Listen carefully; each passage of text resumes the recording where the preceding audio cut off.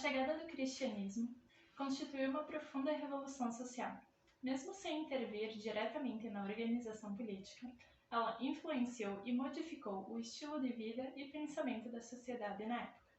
Havia em sua doutrina a lei da caridade, um mandamento que tornava a comunidade cristã um só corpo e uma só alma, no qual pregava generosidade, bondade e ajuda ao próximo. Logo no início da comunidade, os pobres, enfermos, viúvas e órfãos foram os principais objetos de solidariedade da Igreja.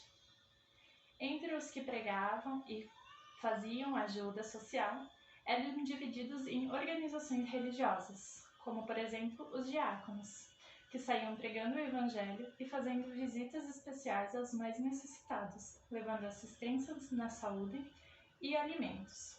Sofreram diversas perseguições e ataques por pessoas de outras crenças, até que o imperador Constantino declarou a Igreja livre para exercer as suas atividades.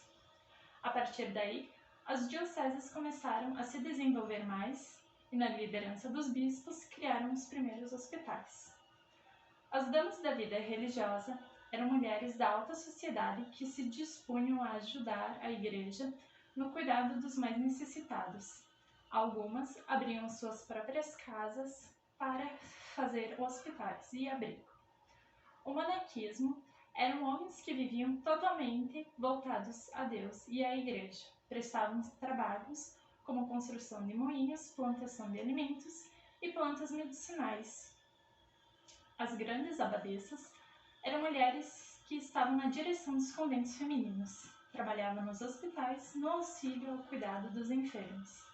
Além disso, se destacavam por estudarem principalmente ciências e letras.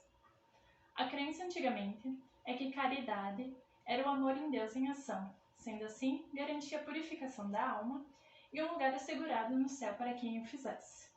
O cuidado com os enfermos deixou de ser uma caridade e passou para outro nível, o de vocação sagrada, onde era praticado por homens e mulheres. As mulheres ficavam com os afazeres mais domésticos e o cuidado principal dos enfermos, principalmente na reprodução. Dada a alta mortalidade infantil, requeria o máximo cuidado com alto risco, que era o parto. Em geral, era assistido por viúvas e mulheres mais experientes. É importante destacar que, nesse período, só quem tinha acesso a médicos, ou chamado também de farmacêuticos, eram as pessoas da mais alta classe social. Sendo assim, os mais pobres ficavam à mercê da bondade e da caridade das pessoas da Igreja.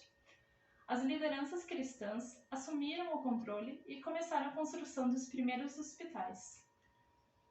No século XVI, foi o período de maior fortalecimento das ordens religiosas de enfermeiras, sendo fundadas mais de 100 ordens de mulheres com a finalidade específica de cuidado. Com a decadência do cristianismo, houve também a decadência na enfermagem, visto que a enfermagem era praticada por devotos da Igreja. Essa decadência ocorreu devido ao fato de que muitas pessoas começaram a desacreditar na fé e na salvação. Muitos donativos que eram essenciais para o cuidado, como comida, roupas e até mesmo pessoas que praticassem assistência, começou a ficar escasso. Mesmo assim, algumas poucas pessoas continuaram com o trabalho de caridade, pessoas que eram chamadas de generosas, gentis e até mesmo como anjos mandados por Deus.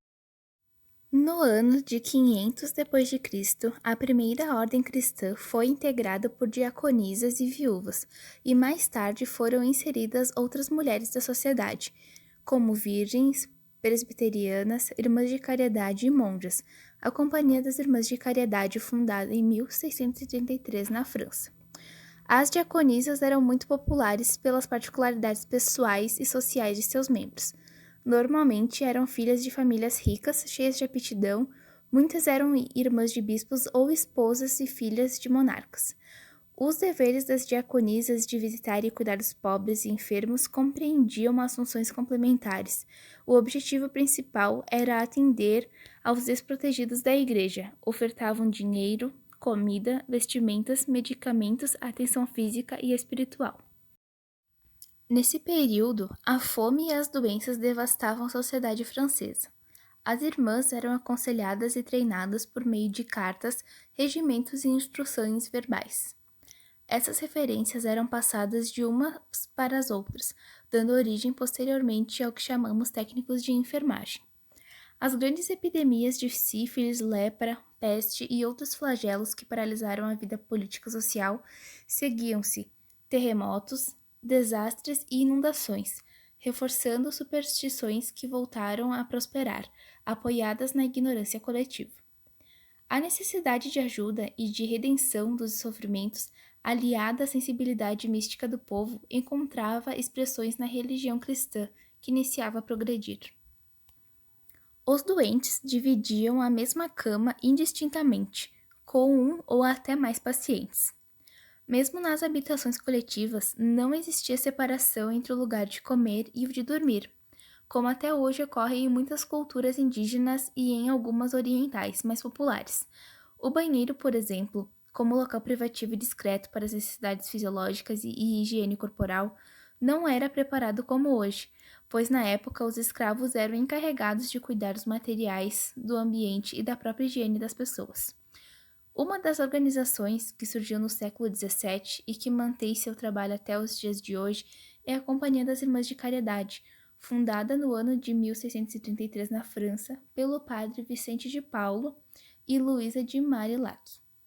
Esta companhia foi criada em um momento em que a miséria e as doenças provocadas pelas contínuas guerras estavam exterminando a França, e as desordens políticas eram uma constante.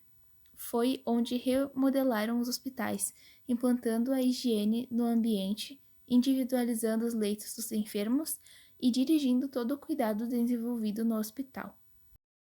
Uma das organizações que surgiu no século XVII e que mantém seu trabalho até os dias de hoje é a Companhia das Irmãs de Caridade, fundada no ano de 1633 na França pelo padre Vicente de Paulo e Luísa de Marillac. Esta companhia foi criada em um momento em que a miséria e as doenças provocadas pelas contínuas guerras estavam exterminando a França, e as desordens políticas, que eram uma constante, foi onde remodelaram os hospitais, implantando a higiene no ambiente, individualizando os leitos dos enfermos e dirigindo todo o cuidado desenvolvido no hospital.